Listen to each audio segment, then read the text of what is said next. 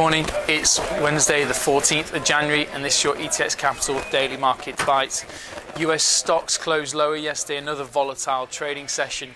The materials and energy sector slumped following further weakness in commodity prices. Dow dropped 0.15% to 17,613, spot 68. The S&P fell 0.26% to 2023 spot 03. Nasdaq lost about 0.07% to 4661 spot 50. Looking at the FX markets, of course, all attention now turns to the European Court of Justice, which is expected to provide a non-binding opinion on the legality of the ECB bond buying programme later today. An adverse or complicated recommendation could give way to market ambiguity and potentially limit the ECB's room for manoeuvre. In expectance of QE being rolled out next week, euro-dollar last traded around 117.80 after reaching a low not seen since December 2005 at around 117.53. Against the yen, the euro also slumped to its lowest in over 2 months at 138.17. Looking at the commodity markets, plunging oil prices have been compounded, with copper futures diving 6.2% yesterday to $5,499 a tonne, when a major chart support cracked and triggered a whole host of stop-loss orders. The drop-off in copper and oil has of course given support to the World Bank cutting its 2015 growth forecast, citing sluggishness in Eurozone, Japan and some major emerging economies.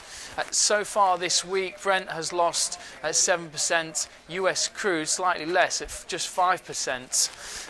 On Wednesday, Brent fell another 40 cents to 46.19 a barrel, while US crude shed 46 cents to 45.43. For only the third time since 2010, US benchmark WTI crude last traded at a premium to global market Brent on Monday, which certainly made it interesting for Brent NYMEX differential traders yesterday.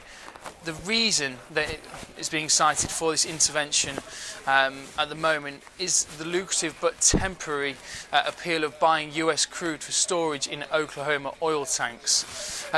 The impact of this in the UK is clear, where inflation has been halved to just 0.5% in December, its lowest in over 14 years.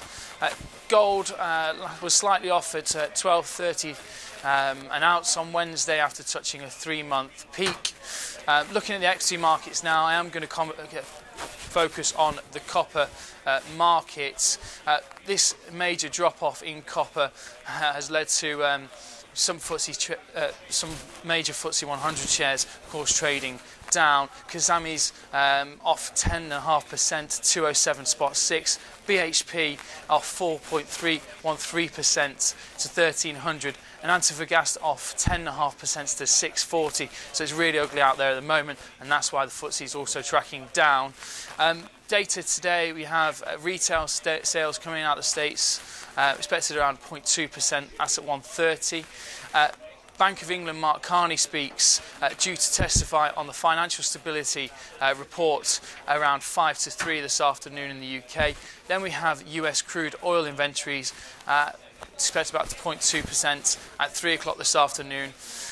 Looking at reporting today in the States as well, we have 4 major banks, of course: JP Morgan, Citibank, Bank of America and Wells Fargo, all due to report their results today.